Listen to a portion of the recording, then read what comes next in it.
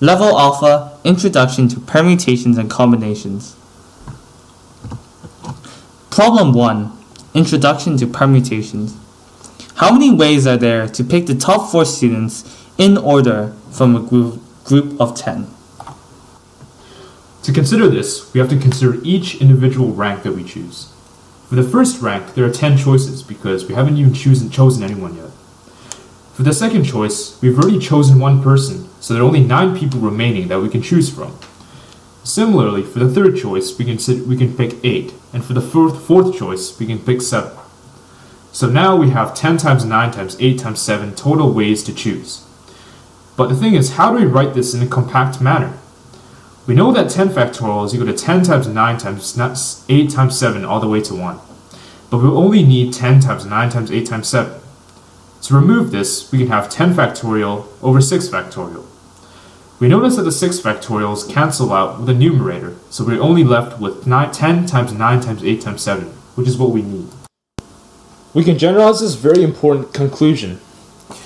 The amount of ways to choose k people from a group of n people whilst accounting for order is n times n minus 1 times n minus k plus 1 all the way to n minus k.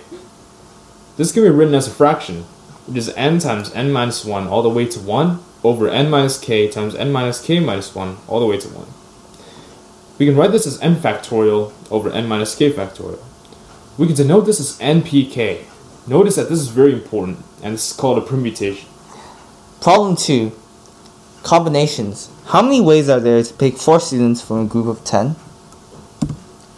First of all, we find the amount of ways there are to pick 4 students from 10 students, but accounting for order. This value is 10p4. Next, we find the amount of ways in which we can order these 4 elements.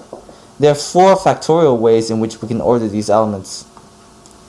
Hence, the amount of ways in which we can pick 4 students from 10 students, not accounting for order, is 10p4 divided by 4 factorial, because we need to divide the amount of redundant expressions.